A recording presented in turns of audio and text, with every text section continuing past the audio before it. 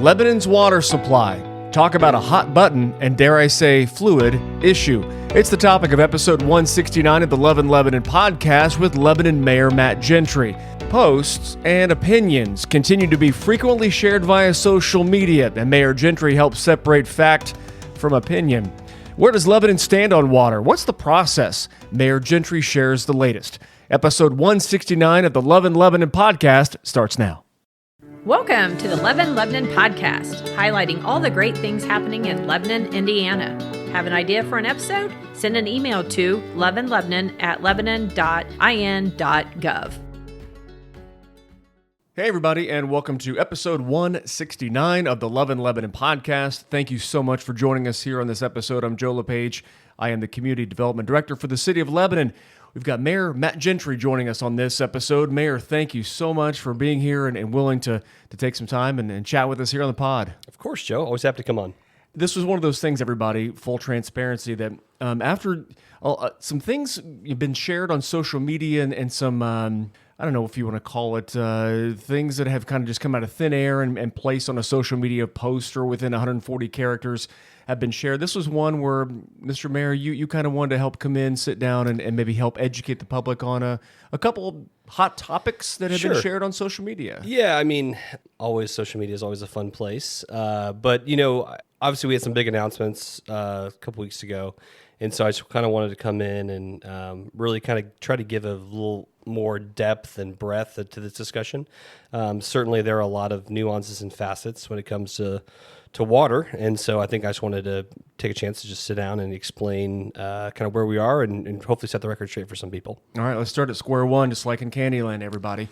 So the Lilly announcement, the expansion that happened a couple weeks ago now, what were your thoughts on hearing that and knowing what that means for our community?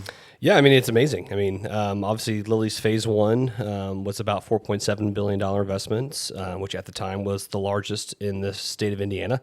That's been surpassed now, which is okay. But, so them planning to invest another $5 billion in Lebanon is phenomenal, right? I mean, and that's frankly, that's the great thing of when you have companies like Eli Lilly put a footprint in your community that they may follow that footprint up later, right? And frankly, when they bought the 600 acres, we know, hey, they're kind of putting all their buildings here, and there may be future phases. And we had no idea though of when they were planning to do that. We obviously knew the possibility for them was there, but of course we had this announcement from CEO Dave Ricks of Lilly with the governor that they're planning to move forward, which is great news on one hand.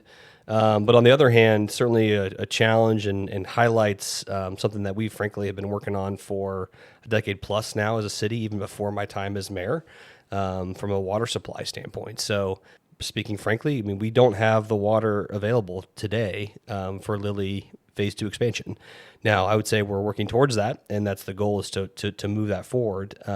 But today, we're not there. And how does that work with development? Because again, I'm going to be referencing some social media posts that you may have been seeing from members of our community or otherwise.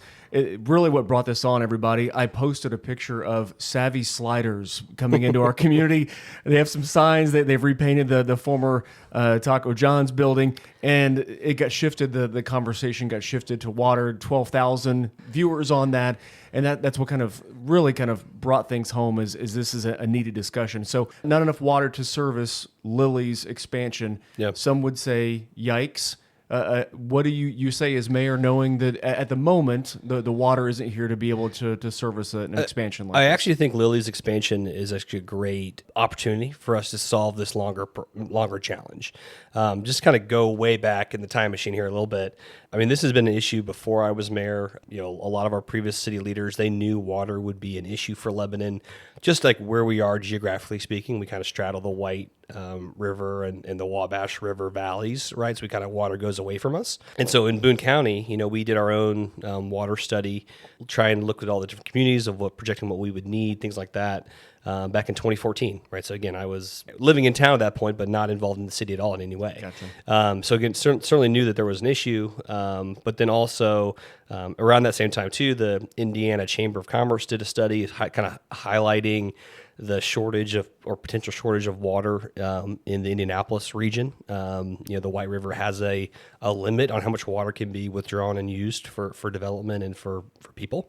And so, this has kind of been floating out there. And an important step for me too was I had the honor to serve on the state's water infrastructure task force.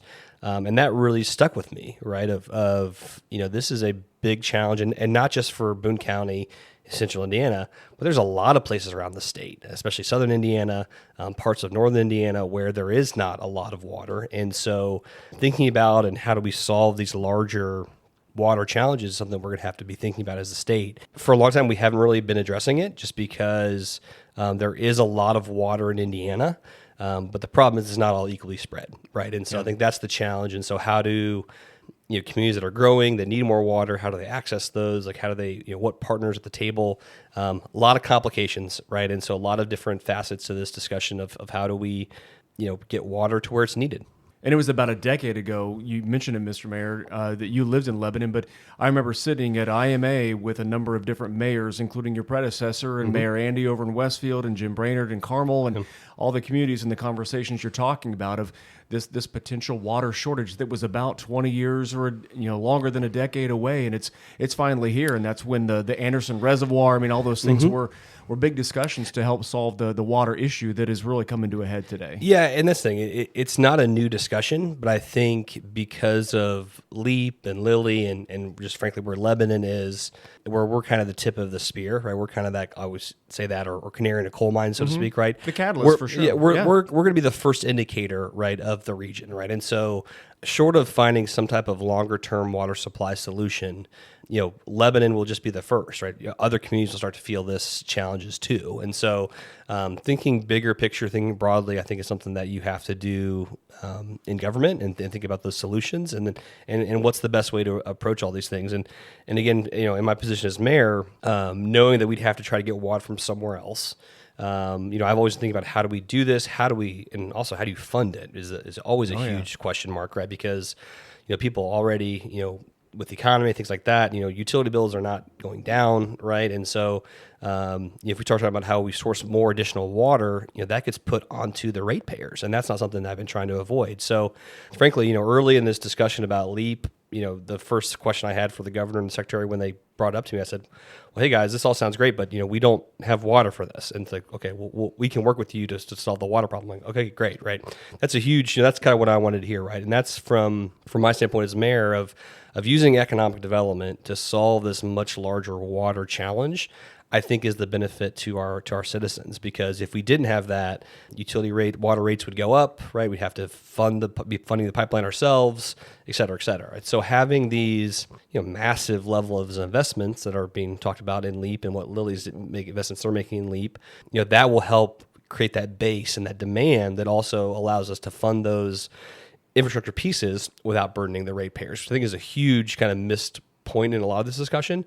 But it's, I think, like I said, from a Lebanon citizen of Lebanon perspective, it's honestly its best case scenario. And I'm going to reference the Savvy Sliders post again, Mr. Mayor, if you don't mind. Somewhere we're commenting again on this post about a fast food chain that's coming our way, but the topic got hard pivot.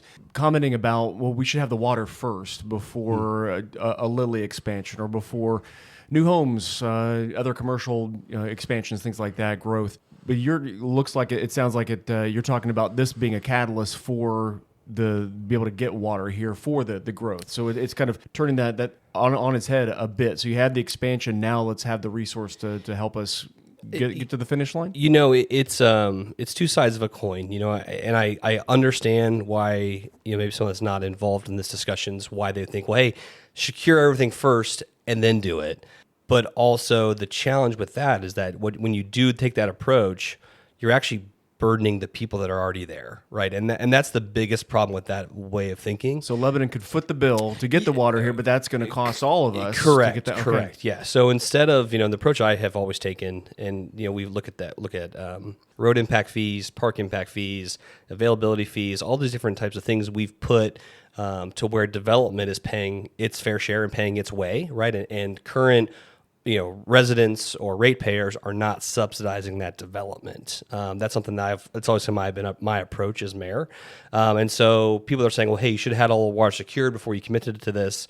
It's like, well, no, because that would have made everyone's utility bills astronomically high, and then it's still may or may not come to fruition, right? And so that's the dangerous position to be in. And so, frankly, having a user like this, again, we have enough water for Lilly Phase 1. That's still, I see that misconception on social media as well. There's not enough water in-house already. That's in-house. In That's done. Yeah, okay. they've paid their $11 million availability fee to reserve that water for them, and so that's fine, right? But we knew that. As they continue to expand, like, hey, there isn't water for that. There isn't water for that. And we were clear with the IEDC, we were clear with Lilly from the beginning, but Lilly has enough trust in the city and the state and our utility partners that we will solve this problem, and on their timeline. And frankly, having that level of investment from Lilly will serve the citizens of Lebanon of us being able to, hey, this is actually the key that unlocks all of this. Because sometimes on the other side of the table, those utility partners are saying, well, this all looks very speculative. We're not really sure we want to invest our millions and millions of dollars to deliver water here unless we know someone's going to take it, right? And so I understand, you want to have the bird in the hand, right, versus two in the bush, or whatever, right? But it's got to be a combination of the two, right? So you got to have the field set and have a plan.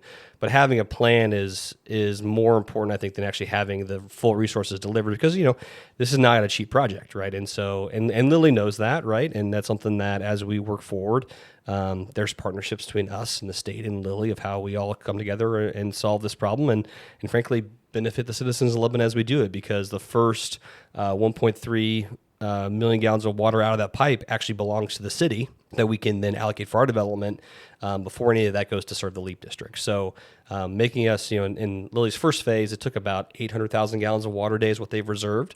So at 1.3, we actually end up ahead of where we were. And frankly, gets us in a path that where if we need to keep boosting that amount up, the pipes are in place, we're ready to roll. And speaking of ready to roll, I know a number of different locations of where the water is coming from, a little bit from the east and the south, and obviously you spent some time up in Lafayette meeting with a full group talking about possibly it coming from the north. What are you hearing as far as where that H2O might come from? So it's all those are options out there. I would say none of them are definitive at this point. There's ongoing discussions we're having with citizens to our south, right? Obviously from Indianapolis, via Whitestown. Citizens provides all the water to Whitestown Utility, so not very far away at all. And then you also have discussions ongoing with Indiana American Water, right, which is in Noblesville and serves west. They serve Sheridan as well from a water standpoint. And then the big talk and certainly the big controversy in Lafayette that I went to talk to them about was pulling water directly out of the Wabash Alluvial Aquifer near Lafayette. And frankly, that's kind of the long-term huge solution that's really not needed today. For Lilly, we're looking in that trying to for Lebanon, I think we can find that 5 to 10 MGDs, or millions of gallons per day is what MGD stands for. If we can find that, that's kind of the goal for, call it, the medium term. But if we do have a user in the LEAP district, such as a microchip manufacturer or a fab that are very heavy water intensive, that would require kind of that bigger term, longer term solution. So something in that 25, 50, you hear numbers of up to 100 MGD. Wow. So big numbers certainly. But those are kind of different steps. And I think a lot of this is the people are aware of these discussions, but they're not necessarily haven't always understood or that these are solutions to different problems, right? And I think the people in Lafayette certainly had the expectation or belief that this is happening regardless, and that's not true, right? I mean, there need to be a catalyst that needs that a decision made that says, hey, we have to go and find water from somewhere, and that's the most logical source. Could we see that next domino if something happens? Because we know the acreage that the state has secured for the LEAP district doesn't just include Lily and its expansion. And there's potential more, and there are other Yeah, fish that yeah, are there, on the there line. are and all there that are stuff. there are leads. There are leads in now. You know, last week we had a big user in. You know, we've had we're talking incentives with some of these companies, right? So very close to put hopefully some announcements even later this summer on some of these things. And again, that's where that 10 MGD kind of makes sense, right? But again, unless we land that really big heavy water user like a chip plant, like that's what will necessitate the going north for water. And I think it got kind of tied up where, you know, knowing Indianapolis is could be out of water by 2050 as well, it becomes a logical, hey, that's a good solution for the whole region, not just for Lebanon. And so a lot of these streams are getting crossed and confused, and a lot of nuance to all of it. So obviously social media is, you know, it does what it does. It does what it does. But to bring it full circle and to make your point, I think from an earlier comment, Mr. Mayor, is the fact that why tap Lafayette to bring it down for something that hasn't happened yet when it comes to the big user you're talking about, when all these things take time. It's taking time for Lily to go vertical. It's taking all those things to happen. Why even jump off that bridge until that chip manufacturer, that manufacturer exactly, comes in? right. That's the why same, tap it if you don't need it just yet, right? Correct. And that's point? the same, exactly at that point, right? By that same argument, right? It's like, we should just build this pipeline because we may or may not get something. It's like, well, until you get something, you shouldn't build the pipeline, right? And exactly. So like that goes back to that kind of, how do we, you certainly have to have a plan to address things, right? And of course that plan to deliver whatever you're needed has to be able to show that by the time it is needed, it can be there.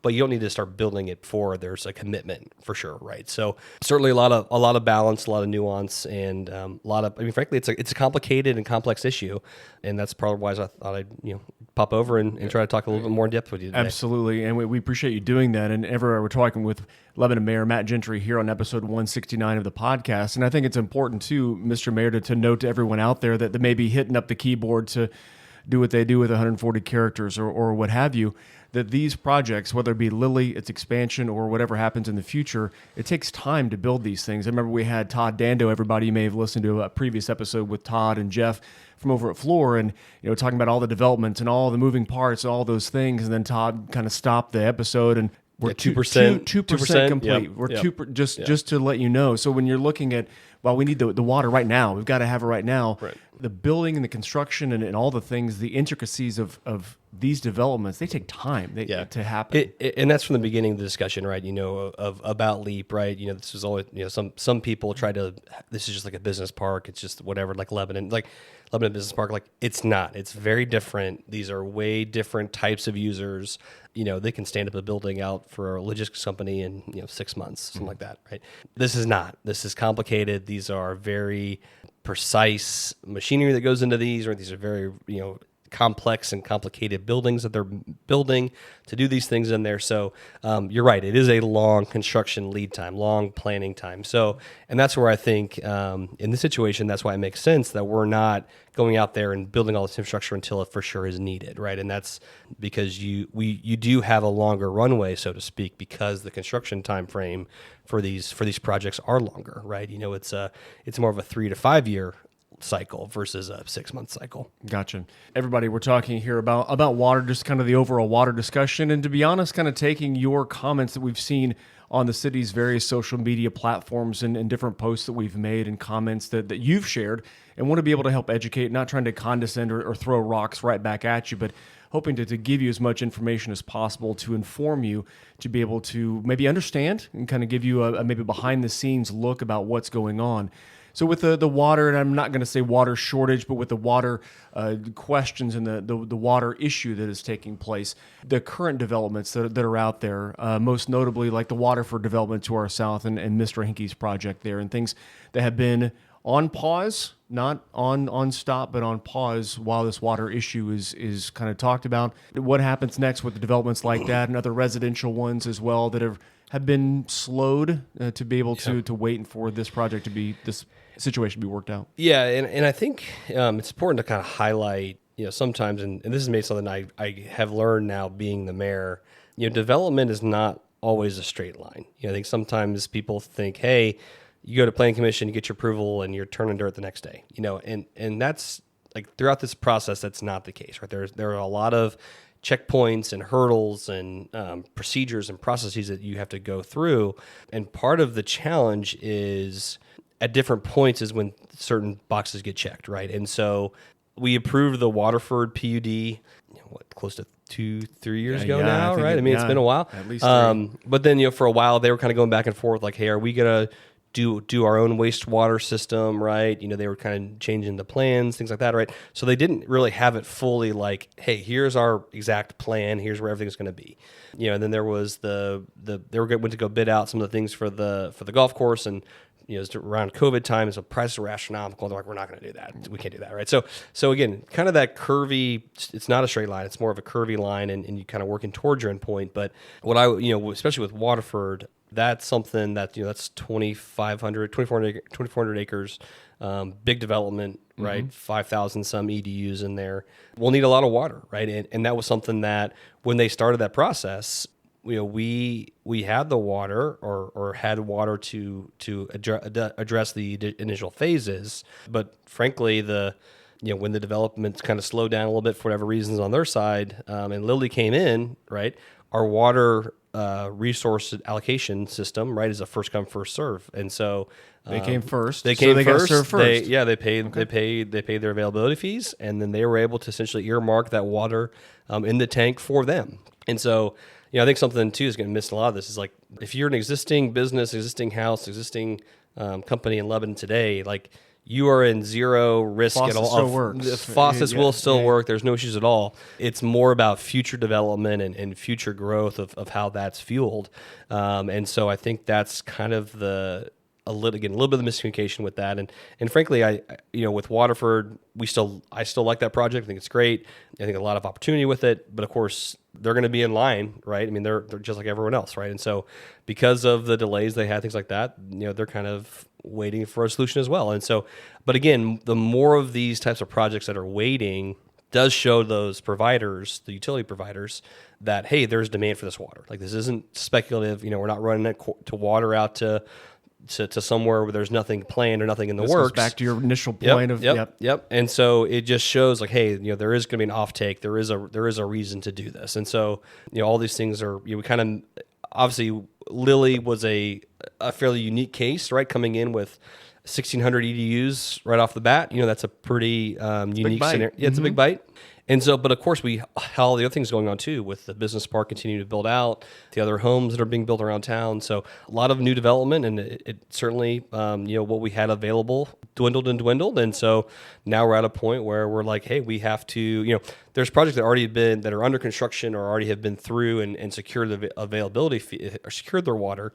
They can move forward. That's no problem at all. But certainly the challenge is for anyone, like if you wanted to come in today and say, hey, I want to build a new house today, you couldn't because of how we protect our water from an allocation system.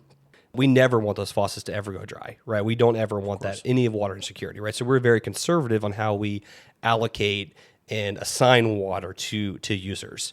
But if you actually look at how much water we're using, there's actually still a lot of water available. But the connotation that I've seen on social media where it's kind of Lucy Charlie Brown with the football, where Henke came in and you put the football down and here comes Mr. Henke to get things going, and we pull it away as a city and it falls flat on his back. That's not the case. Not at other all. things happened behind the scenes. There were a lot of, things. For a while, we were kind of like, ball's in your court, Mr. Henke. What do you want to do, right? And so they had to make decisions. They had some changes in staff. They had some changes in maybe some philosophy, vision, things like that. And so it's not because the city was holding them up, right? There was things on their end we were working through with them. Things happen. Global pandemic, global pandemic. That, yeah. That's always nice. So yeah, again, that goes back to that development is not a straight line, right? And frankly, that's the risk that developers take. That's why they are developers, right? So at some level, it will get resolved. It'll be figured out. He bought the land. He owns the land. He likes the plan still. I had a meeting with them a couple of weeks ago. They're still, obviously, they want to know what's the update on the water for sure. But, I think we've kind of laid out kind of what it looks like from a timeline perspective and what, how we think we'll be there. And they're still very bullish on where Lebanon is, right? They're very excited about Lilly. They're very excited about the field house. They're excited about all these things that are happening here. And their investment's not going away, right? So it's not like we're going to lose them because of that. So just to reiterate what you were saying, Mr. Mayor, those that have paid the availability fees, whether it be residential or commercial, things like that, they're rocking and rolling. But other things, some of the irons in the fire, potentially over at the Fieldhouse project or other residential ones that are maybe waiting to pay those fees to solidify the water, those are on pause until the water situation issue is resolved. Yeah, so if you're a Lebanon utility customer today, right, those availability fees have been paid by someone, right? So like when I recently moved a new house, right, I didn't go back and repay availability fees, so those have been paid when the home was initially built. So again, so if you're an existing customer today, like no concerns at all. We do have a couple of situations like at the Fieldhouse, they did reserve 95 EDUs for them.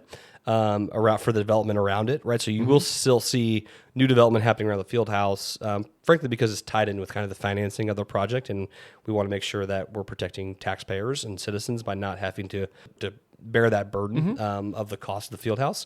So we need to have that development around there. So reserving those capacity for them was important. And then there's been other, as people have been through the process and paid and reserved. So again, it's just a matter of where different developments were in the process when essentially we hit zero, right? And so that's kind of where we're at the moment. Now I will say, I could talk, maybe I'm jumping ahead a little bit for you, but getting kind of in the weeds, but the way we define an EDU now, or an equivalent dwelling unit, so essentially an EDU equals one house. Acronyms, I know. It's always fun. We define that as 500 gallons of water per day. So again, we assume every house in Lebanon will use 500 gallons of water per day. In the business park, those are put in EDUs as well to assume that. And if you have 10 EDUs for your business, you're using 5,000 gallons of water a day, right? So that's a way easier way to kind of think about these.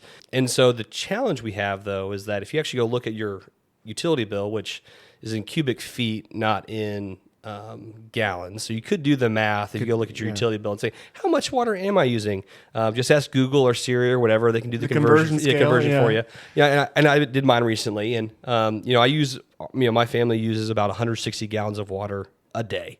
So a fifth. A little more. But again, that's how much we're using. And again, our utility bills are paid for by a per gallon charge, right? So you're not charged for all 500 gallons. You're paid on a per gallon charge, but in our system, we are reserving that and assuming you will use that, right? I was talking with someone the other day. It's like, oh yeah, my pool's leaking. I had to get it fixed. I had to refill my pool. I'm like, well, you're probably over your 500 gallons of water per day. That for those 2 days you're refilling your pool.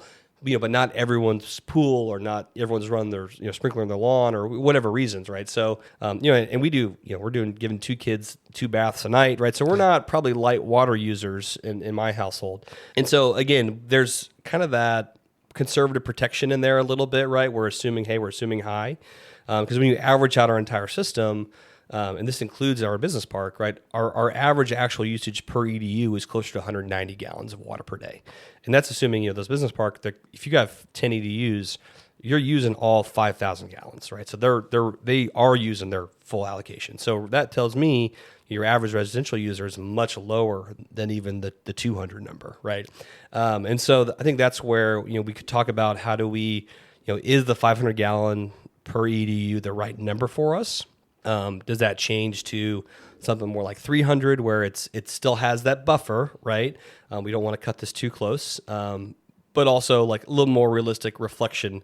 Our utilities can tell us, within a tenth of a gallon of how much water we're using in our system, right? So I think that's where we need to be realistic and acknowledge like what our actual usage is on a per EDU basis. And then, for those developments that were kind of caught in the middle of this thing, be able to allocate some of those so they can kind of start their projects to get going as soon as we know that, hey, there is water coming from somewhere. Again, I don't feel comfortable with us changing any of those definitions about an EDU until we know there is new water coming in from somewhere else. What has to happen for that designation to change? And if it does that mean, so if we're going from 500 to 300, so doing the math, it's 200. So is that thrown in a big pot? And so once you hit a threshold, then the next engine in line get with their availability fees paid, that's the next project to go, that type of thing? Is it just what I'm thinking? Yeah. So first of all, let me go what back has to happen for that to happen?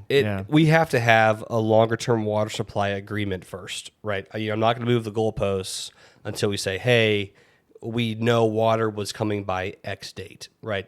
Every different solution whether it's to the south or to the east or the north, those all have different timetables associated with them, right? So we're not going to be changing in what our EDU definition is until we know there is water guaranteed coming from somewhere else that gives us it's to be delivered by May 1st, 2026, whatever, pick your date. It's not even a real date, but I'm just saying until we know there's a defined date where that water will be there. And so once we have that, then I think we could talk about the discussion of what's the EDU change, what's the number. I say 300, maybe it's 400, maybe it's 250. That's the discussion we'll have between the utility board, city council to set those numbers.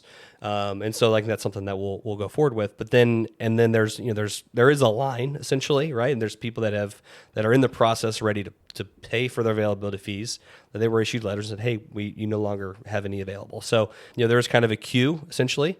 And Lilly phase 2 is in that queue, right? And they're actually behind the people that were already there through our process, right? And so in Lilly phase 2, we'll still have to go through all of our normal planning and review and all the process they have to go through like anyone else, right? So this isn't some rubber stamp, but they're like jumping the line for anybody. So, I think that's certainly a misconception I think I've heard out there as well too. So, it's going to be a process. There's some discussions of, do we have defined water districts, right? Where we said, hey, we're going to allocate X number of EDUs to the north side and X number to the east side and X to the south and west, et cetera.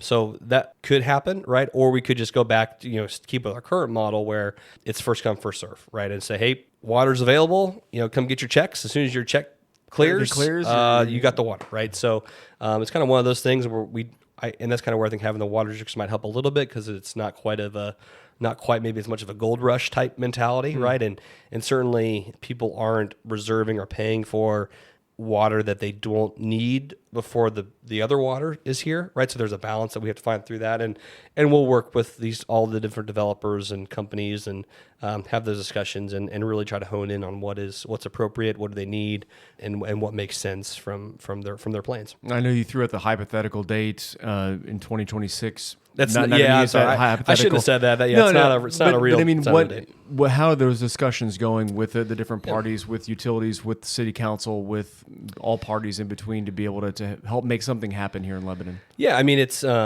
certainly with the Lilly's announcement, there's added pressure, certainly, and that's something that we're cognizant of, and those discussions are ongoing, and frankly, it's kind of in a lot of the lawyers and legals' hands to talk through and negotiate and make sure that that everybody is comfortable with the agreement. We were pretty far down the path earlier with citizens, so I'm hoping we can pick that back up and come to a conclusion relatively soon.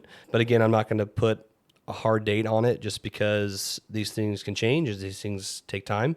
But certainly I know our partners at the IDC know this is a huge issue for the city of Lebanon. They know this is and frankly, a huge issue for them that they have to resolve this was as their well. baby initially. Exactly. And frankly, I'd rather, if we're in a rowboat, I'd rather make sure the state of Indiana is there along with us to help us row. I think that's a good thing. So versus if it was just us, we'd be out there trying to do this all of ourselves, which I love Lebanon. I'm sure everybody listening to this podcast loves Lebanon, but we don't have the same juice as the entire state of Indiana or the Indiana Economic Corporation to help us solve this problem, right? So that's kind of where partnerships are important, and working with people is important, and approach is important as well. Gotcha. What else would you like citizens to know? I know it is certainly easier to head to the keyboard and type out things that may not be factual, may not be have two sources like we used to do in the TV days.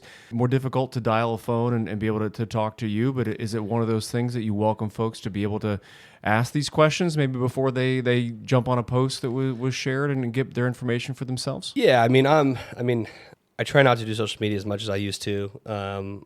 Frankly, it takes a personal toll on me, but I am still on there, right? I'm always happy to, I get Facebook messages all the time. Always happy to answer an email, phone call. I'm a pretty accessible guy, so happy to have those discussions and talk with people and frankly tell them the truth. That's what I've been doing from the beginning.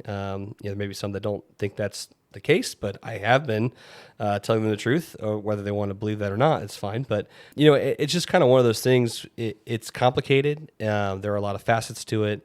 It's not easily explained in 140 characters, like you said, right? And I think there certainly is larger we're not in a vacuum, right? And I think Lebanon's impacted by larger forces of people's loss of faith in institutions and government, and we're a very skeptical society anyway. It what do seems you to hide be, type yeah, stuff. yeah. Not just And with city, but life in general. Yeah, and social media, good or ill, whatever it is, it's the reality. And so I'm always happy to answer those questions. Certainly, I try to be cognizant of what is appropriate for the sphere I'm operating in, but people can just stop by. I think sometimes I've laid things out to people that could pop my office, and I told them everything I knew, and then they were shocked when that's what it was. It's like, yeah, I'm not gonna lie to people's faces. I'm not gonna lie to them online. I don't do that. So I think that's kind of the challenge is now sometimes it's certainly some things that people don't want to hear, so maybe they don't want to accept it as the truth. Yeah.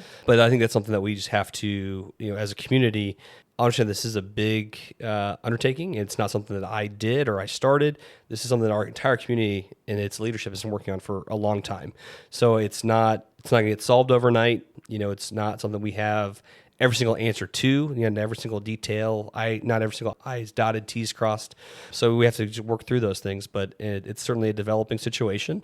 Certainly something that's important to me. It's the thing I've been working on the longest as mayor. I mean, I've been working on this since my first weeks in office, and I think we're actually getting to a point where we'll have a solution here. And so that's exciting for me that solving Lebanon's long-term water problem is a big win for sure. But it's going to take some time. It's going to take discussions. It's going to take, frankly, a little bit of trust. And I know that sometimes it's hard to find in local officials these days, but frankly, a little bit of trust and a little bit of faith that we have really good people helping us. We have really talented people in the city, and also, but working with us at the utilities as well. And we all have our best interests in mind.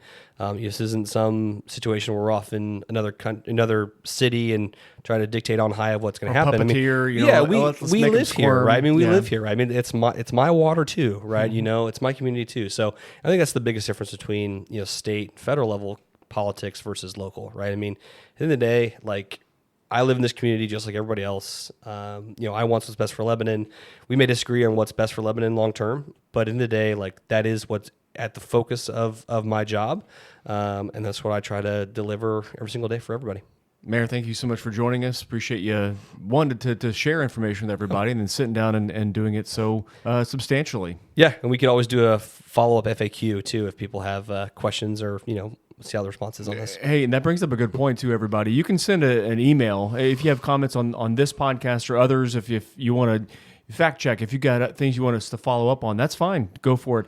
loveandlebanon@lebanon.in.gov, and you can share that right there, and we get it to the necessary people, and we'll have your questions answered to be able to keep you abreast of what's going on and keep you informed. And again, it may be a difference of opinion, but at the same time, it is what it is, and it is the truth that's being passed along. And so we appreciate listening to the podcast. Mr. Mayor, thank you again for being here. Absolutely. Thanks, Joe. More episodes coming your way very soon, everybody. Take care.